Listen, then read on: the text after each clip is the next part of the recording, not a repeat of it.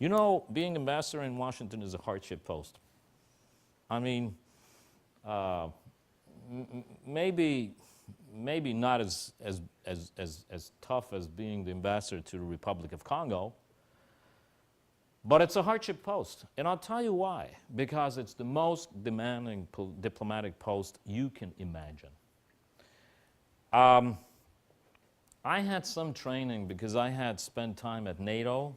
That is the, if you want, that's the preschool. That's the kindergarten to being ambassador. Being ambassador to NATO is the kindergarten to graduate from to real school, and that's Washington.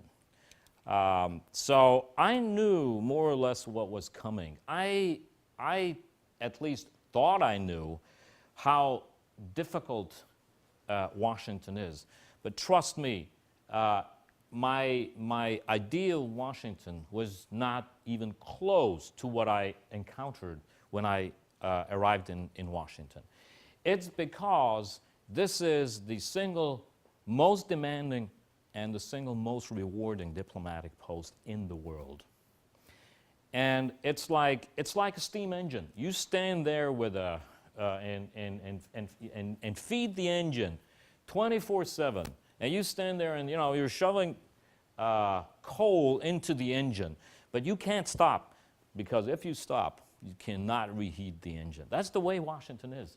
You just get up in the morning and you can't look back. You can't look at, you can't start analyzing what a great time I had and, this and that and great meetings. No, you go on to the next meeting.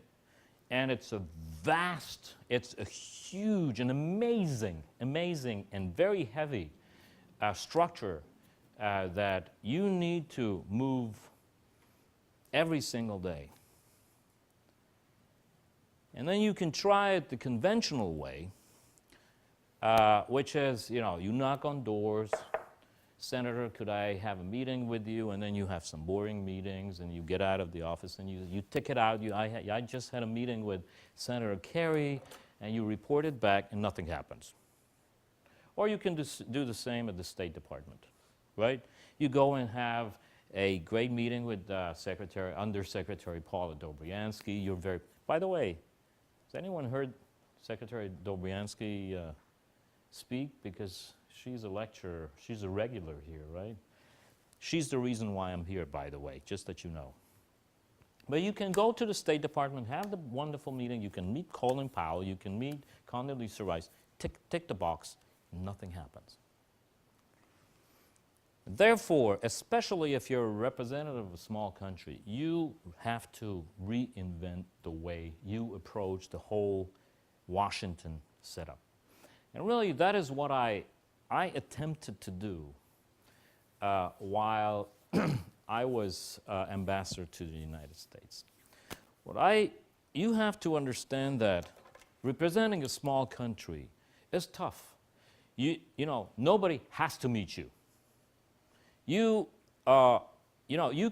can stay in Washington for 5 years. You can stay there for 10 years, and nobody notices you. And you know what?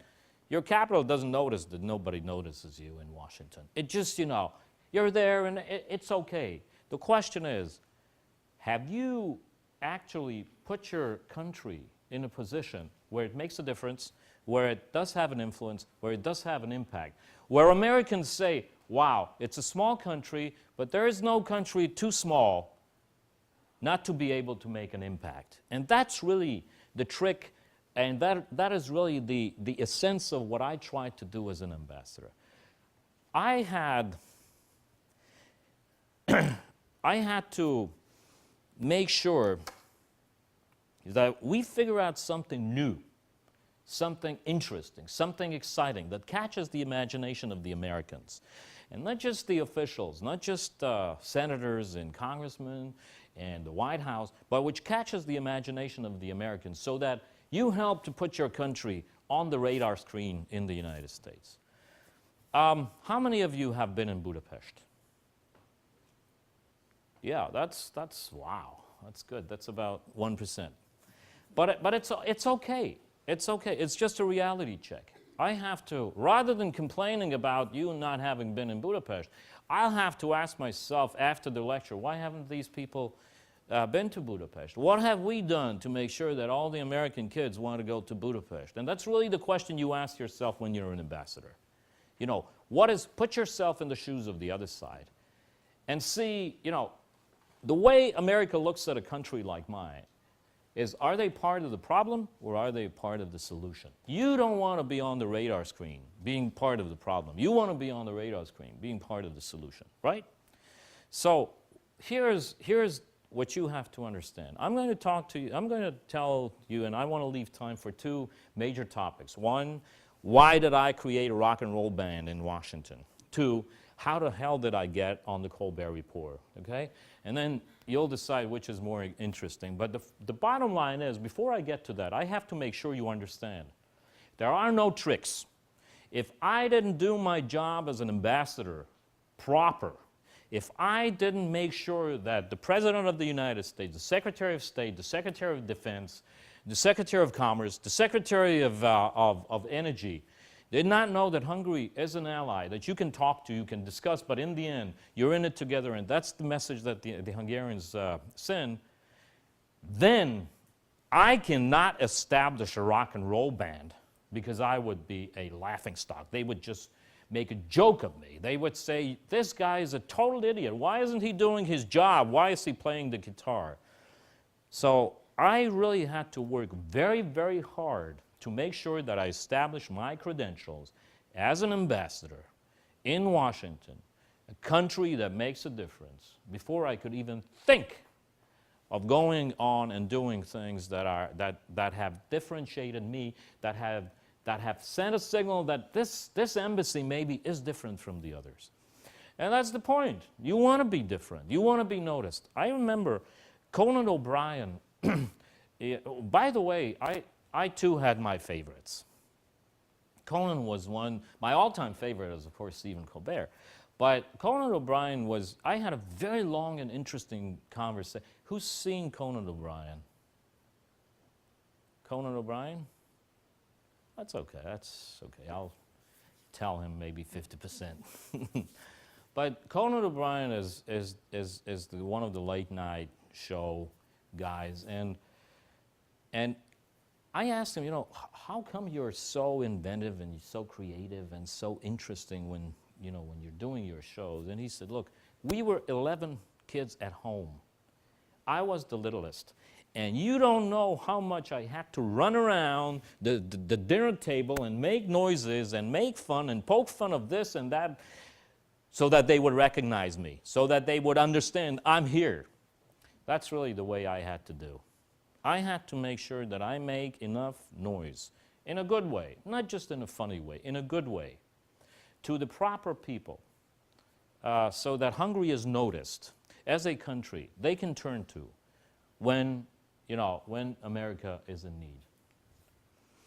I want to make sure you also understand, I don't care how popular your president is. He is still the President of the United States. And I, as a representative of an allied nation, it is not my job to make a judgment over your president. That's your job. You will re-elect him or you'll throw him out. That's your job. And I want to make sure that you understand why. Because you don't take a break just because you don't like this particular president of the United States. It's about America. So you deal with the establishment that you have, and then you better adjust and make sure, because you can influence this relationship. You can influence the President of the United States in a good way if you do it right. So just that you understand, I take, of course, look, diplomats are colorblind, but they're not blind. So don't think that, bless you. There is a good Hungarian medicine for that. Yeah, something like that. We should get it to you. Okay, it's allergy, right? We will get it to you. So what I'm trying to say is